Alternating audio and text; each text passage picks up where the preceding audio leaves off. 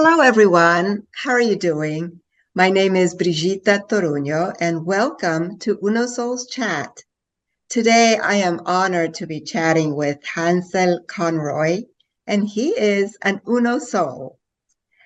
He has a pretty amazing resume. He has been a federal police officer for 15 years, a security officer for 10, combat veteran in the United States Marine Corps for 4 years. Thank you for your service.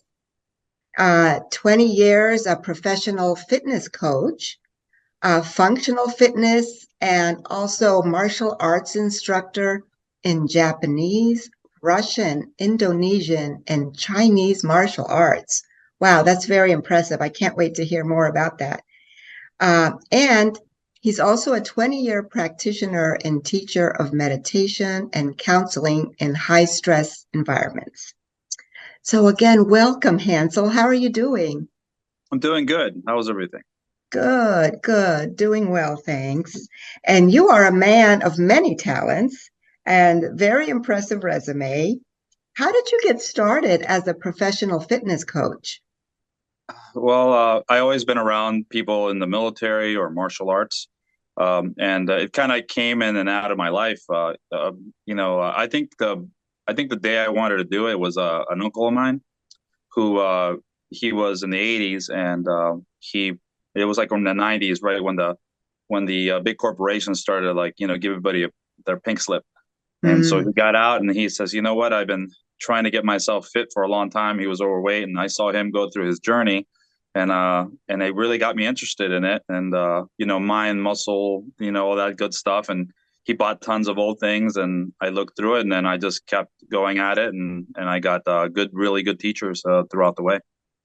that's great. Well, I'm glad you started with it because you helped me a lot. I started going to you last year. I was having some problems with my back, and so I was told that you did like rehab for the back, and you have some special machines. And I would say, and I also, you were very patient with me. I loved how you worked with me. I kind of told you my story and you listened to that very patiently. And you saw me, like you weren't rushing me to get better, to do more weights and all of that. You just worked with me to go at my speed, and I'm very grateful for that. Um, and so here I am a year later, and I would say it's been about 6 months that my back has felt stable. So Nice. again, thank you so much for that. Um, I also I I would love to hear if you could tell us about the machines that you use at your So gym. So the machines really are a way of leveraging the ideas that come with the workout philosophy that I have. So the machines are called adaptive resistance exercise, and they are no weights. They are all electric motors, and specifically what you see and you do is the it's called static tension. So at the end of the day, all weight training, if done properly, right? There's three concepts. There's a negative lift, there's a positive lift, and then there's a static lift. At the end of the day, it's all tension. It depends how you apply it. So on the machine, it leverages 90% of the knowledge that I have to do normally if I had no machines. 90% of it I would have to do by hand, and I would have to coach somebody through a lot of technique. And technique is the problem when it comes to training appropriately, especially when we're talking about. And I do post rehab Hmm. because normally, depending on the place, what I normally see is that most rehab places are just trying to get you through the door, take your money, and push you out. And then they want you to do things on your own because and then they just want you to walk and get out of them. But they don't really give you what's required later on, where you should be doing your rehab and you should be scaling that rehab, those exercises throughout the time. Recently, we had a discussion, for example, about your chain of function. So everything comes from the top of the head to the bottom and vice versa. And then I said, you should look into your feet, see how that's going. And that's something that people don't really pay attention to. But that can throw everything off, and I'm glad you went and did that. But I had a discussion with that, and then I've had training where I said to people like, let's just work on your feet, and let's see how you do that, and there's exercises for it and stuff like that. But it's one of those things you have to kind of gauge into, see how the client goes, and what most of the time it's a lot of basics that you're going through. There's like little rehab things that you can do with balls and medicine balls, and the machines allow you to do something different that you can't really do with weights or some of these medicine balls. So the quantifiability of it all is the big key. So like kind of understanding where you are at on pressure, seeing where you're at on what is it, time and tension. And also too, I take out all the functionality of, meaning that if you have to balance something, well, the problem is that balance and strength mixed together is very dangerous. Also, too, people get hurt throughout exercise because they use inertia, and they also use explosive movements. So if you slow down everything and you technically, pay attention to just force, and that's when you push on the machine or you pull on the machine, the device is not going to go anywhere, and you get feedback. And then big thing for rehab is that if your pain threshold is, let's say, 100 pounds, and then you go up to 100 pounds, and after 20 seconds, you're starting to feel the tissue, you just let go of the weight a little bit, and then what you do is you're creating tension, but you're not exacerbating the tissue. And Yeah. that's really the big key, and that's hard to really gauge with, like, kind of inferior tools. And I have to say that, and I've used them and they're great, but when you're trying to get some results when it comes from a rehab perspective, more weight is not the best. It's more time under tension, and there's a bunch of principles that come along with that. Yeah. Yeah, thanks for that technical explanation. I appreciate that. Um, one of the things, one of the many things I like about how you train is that you mix things up.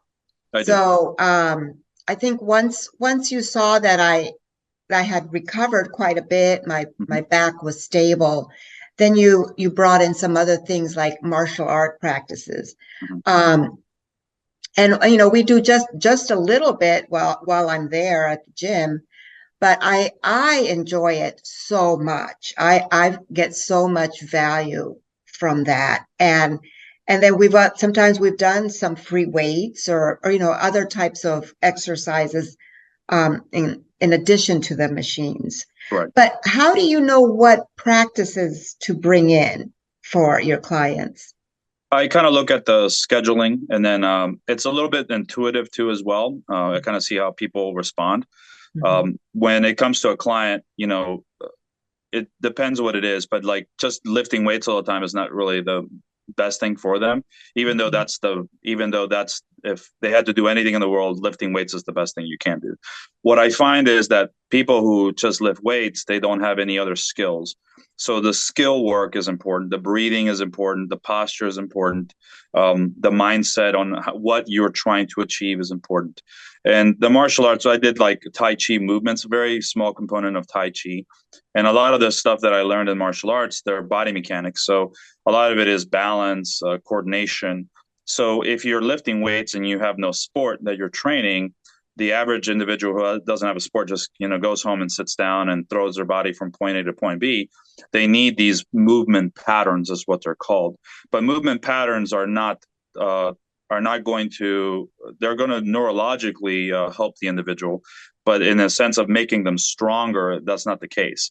Strength is always going to be, it needs to be isolated, and the skill work has to be done separately.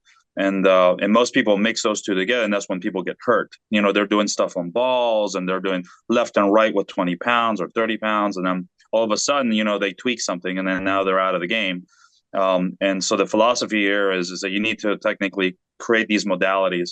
Also, too, what I find it is, when I came from a very militant tradition, and then so they would just want you to be on the machine the whole time. And in that realm, they kind of get kind of like orthodox, right?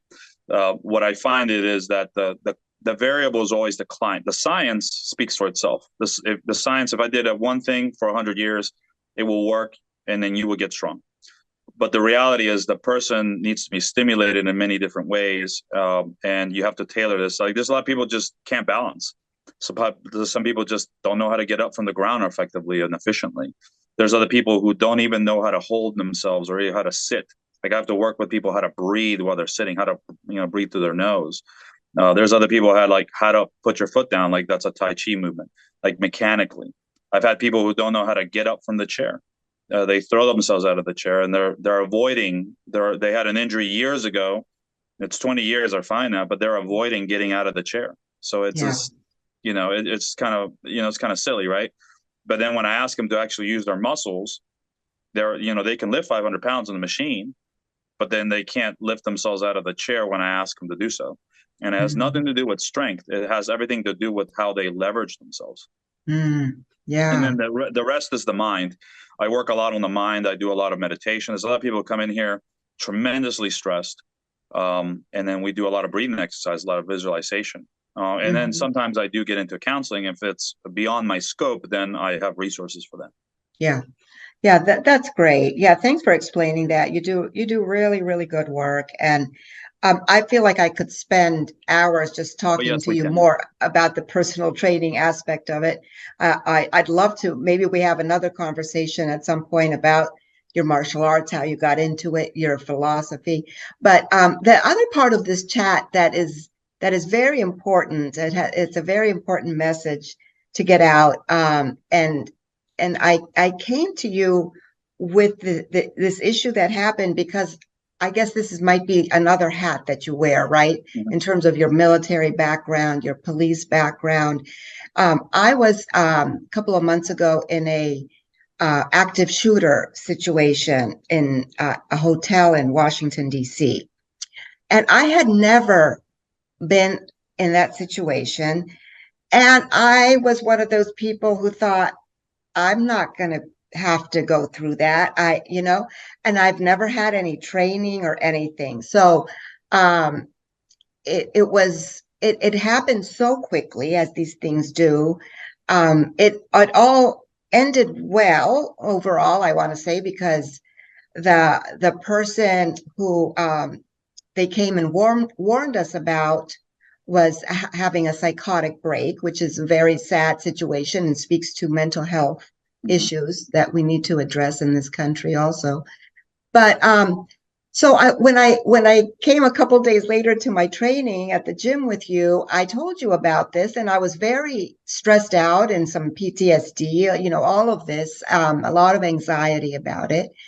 Um, and so you really helped me look at it in a different way. And you said, okay, I hear you. I see where you are with this, but why don't you describe it to me without the emotions, is what you Mhm. said.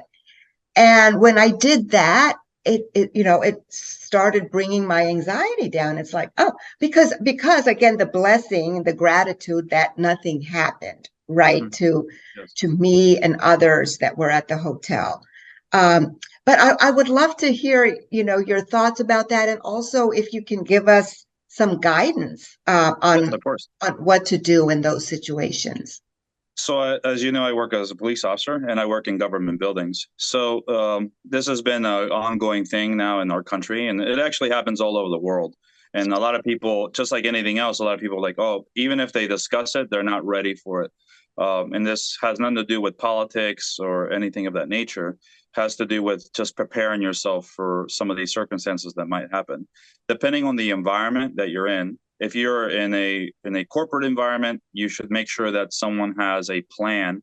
And that plan should be, technically escape plans. So normally in the government building, they usually have if you there's education that happens. So that education is like doing once a year, saying, hey, if there's some kind of incident, and it can be any kind of incident. It could be from somebody having a heart attack, so you can help out the security officer, so you can be like, hey, heart attacks happening, or people knowing some kind of life-saving process. The other one is like, hey, someone is having an emotional breakdown and they decide to come in with a gun and they want to take it out on somebody, or whatever the case is, or maybe with a stapler or a pen or whatever the case is, right? So having those discussions is number one in a corporate environment. On your own time, right? Being aware, if you want to go all the way to getting a gun and that good stuff, it's you have to technically have the training. But if you don't want to do any of that stuff, the big thing is just understanding the basic, the basic construct.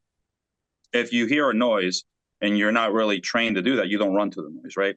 So what we normally say in this field, just to make it quick and simple, simple is better, is, run, hide, fight. So those are the three basic things. And I can get a whole hour on the process and everything else, but those are the three basic things that you need to know.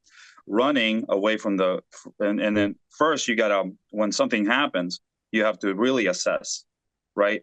And if you don't shoot and you're getting scared over, it's different than the TV. You should at least go with somebody who's, so they can expose you to it, because the shock of that will technically freeze you. Or if you've never been screamed at or anything of that nature. So putting yourself in an uncomfortable position is important. So that's why when you train somebody, especially in a corporate environment, showing them the knowledge of what might happen is important. For you, you have to do the same thing. This is a scenario that might happen, right? That's the big thing. So that's awareness. And then you pay awareness, right? You pay attention to the area, and then you figure out, okay, noise is there, where are the exits? And then you go out. If you can't leave, then the second thing is to hide yourself or bunker yourself in, right? So that's the second step.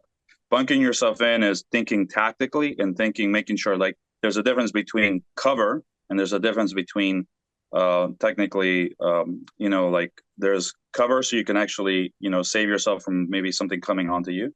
And then there's concealment. Concealment is hiding yourself. So we have heavy wooden door versus, paper mache, blind or something like that, right? So knowing your environment, but making sure that you don't freeze and you think logically is the most important part, and you're in tune with your own feelings. That's why knowledge is important. The next step is if you do get cornered, right, that is a fighting mindset. And at the end of the day, no, it's a bad situation. But remember, an attacker has an idea on what he thinks is going to happen. Okay. What you need to do is you need to understand that the old days of this whole bunkering down and having the cavalry coming to get you, it's total nonsense. It's not going to happen anymore. You are sovereign. You have your own space and who you are. You need to take charge of yourself. No one else is going to save you. You need to save yourself. And that means if everybody in the room is not aligned and not woken, you have to wake them up. Hey, everybody get together. Let's plan something. Here, get the chairs, get this, get that. And then if it takes you, throwing things at them and everything else, because at the end of the day, someone has to step up there, organizing yourself to get to a place of location. If you have to bunker down, if you, hey, hide here, hide here, hide here, you have to organize everything. You have to take the lead. Maybe there's other people that are just not snapping out of it. Then you have to give them tasks. And you have to say, take the lead, take the lead, take the lead. You'll know right away who can handle this and who cannot, and like I said, they have courses on this for like 2 days, professional courses. But this is just kind of, mind you, those professional courses comes once a year. The best three things that I'm telling you are those three things. The fighting part can be everything from, hey, really close quarters to as basic as just putting things in front of, like, just throwing everything in front of the hallway. So the individual, comes through the hallway and it's a bunch of barriers, It could be as everything as just turning the lights, just like, just kind of like even arming yourself with something. You also mentioned you also mentioned how to talk to the like if it's a situation where you are confronting them. Yes. So if you are actually confronting them and they're coming through the room and they're going to take you hostage or something of that nature, that's a different scenario. So the active shooter scenario is, hey, progress is actually happening and you're in a fight or flight type of situation. And that means you're being engaged. So that's when the fight happens. If you can't get to the person and they got you there and they're not shooting and they want to take you hostage or they want to move you to a second location, understand the minute they take you to a second location, this is a big thing for any kind of survival. You have a higher chance of survival if you fight there and then, instead of actually going to a second location. Mm-hmm. If they're not willing to do something at the first location, they're going to definitely do something in the second location. Mm-hmm. So you have to do something. So at the end of the day, it's better to get out of Dodge in a sense. You can fight back. You can be disagreeable. The other thing is creating rapport with the individual, Yeah, right? that's what you So if the mentioned. individual is hesitant and it's not, it's not on any drugs and coherent, you can start, hey, my name is this, what's your name? You can start going down this road of Yeah, understanding, of technically becoming human to them. yeah. So there's a good book to read. It's called On Combat. Okay. It's a good one.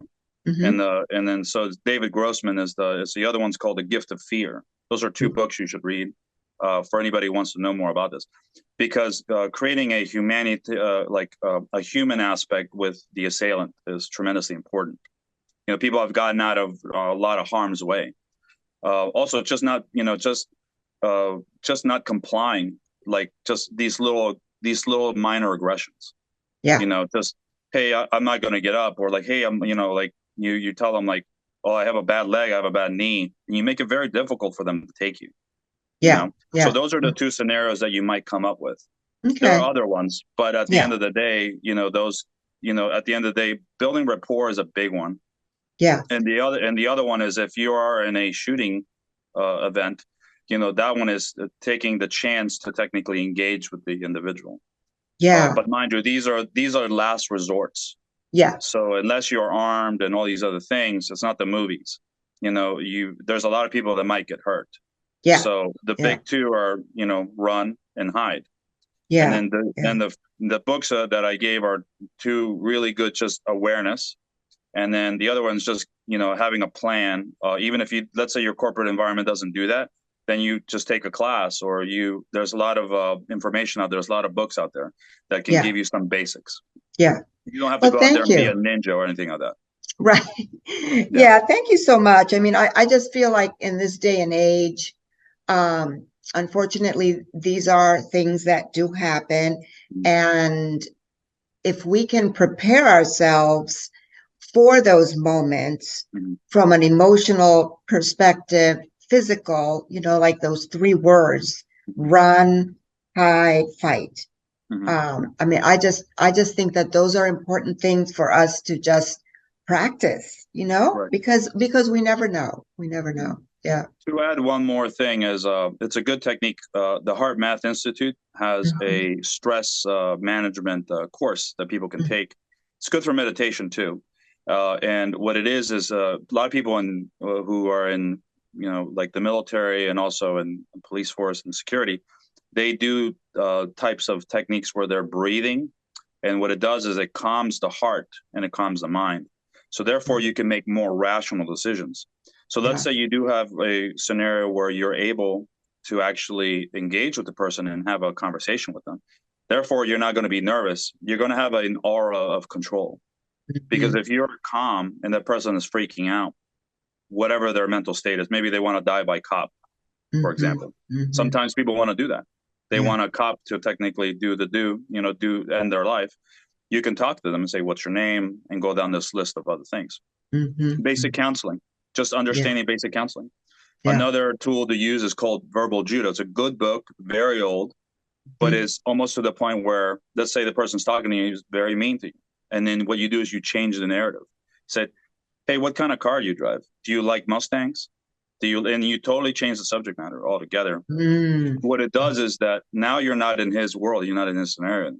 mm. You're in a totally different construct altogether. Because this Yeah. person to do this, mind you, has to get in a certain mindset. And Yeah. that mindset is one way, especially if they're in this like tunnel vision. The minute you throw them out of that tunnel vision, then you can have some humanity with them and some connection. It'll be Mhm. harder for them to do what they need to do. And the Yeah. more you drive them away from what their plan was, whatever that plan, that fantasy, right? Mhm, The mhm. harder it will be for them to get back on that plan, Yeah. because Yeah. then they're going to lose control. Because that aspect, there's a lot of psychology behind it, but if you at the cusp of it, it's a form of control. It's a form of rage, you know. Mhm, mhm. So Yeah. especially if you're faced with that. But the other ladder is if you are in a shooting situation, a lot of, there's so many tactics that people can develop, but again, kind of calming yourself down and thinking quick and fast is really the key, Yeah. and that's the basic. That's the Yeah. basics. Yeah. Great. Thank you so much. You just are you have so much wisdom and knowledge about this. And again, I feel like we could have a number of these recordings so that you can educate us on a lot of different topics. Mm-hmm. Yeah. Like I said, I have done a whole course on these things before. Yeah. And I've trained, people in Yeah, it's good handguns for and stuff like people to know that. that. So if they do want you to come into Mm-hmm. their organization to Mm-hmm. train, we'll put all of your information, your contact information, under this post when it's up so that people can reach you. But thank you for taking the time to chat with me on these really important topics. I really appreciate it. I was wondering about how you nourish your soul, because that's something I like to ask my guests on Uno Soul's chat. I try to take the time to really, so my gym is kind of like my love. I have this is my regular job, and then this is kind of like my love, my passion. But for myself, what I like to do really honestly is I like to practice martial arts. And that's what I've done for a long time. And I do a lot of forms, and I read a lot of philosophy and just metaphysical books. And I like to apply a lot of what I learn in my shamanism or a lot of in my meditations. And I love to apply it in my life. So, for example, recently I've been blessed by nature by having hawks and crows and just different animals just showing up in like in weird places. Like the other day, never seen a bird never seen this bird before in that area, and it was out somewhere where a bird wouldn't be. It was just a cardinal, just a small cardinal coming in, and then I saw a hawk, just kind of rushing in by my cruiser. I was outside walking to the forest, and then this hawk just decided to visit me a couple times.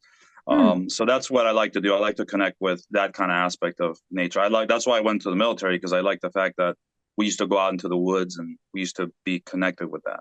Yeah, nice. And I wonder if you could leave us with some words of wisdom. Some words of wisdom.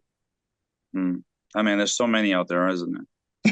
Well, at the end of the day, I think what people should do is really pay attention to their inner mind and give value to their heart and their own philosophy, and cultivate a sense of their soul, because they're like an artist, right?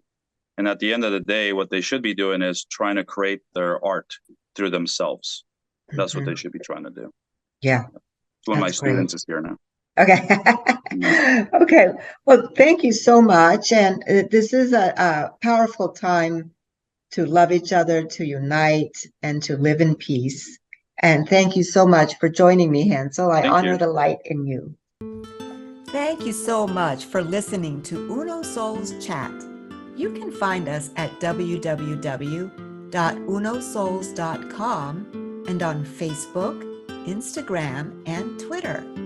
I would love to hear from you if you would like to chat with me. Have a beautiful week and see you at the next episode.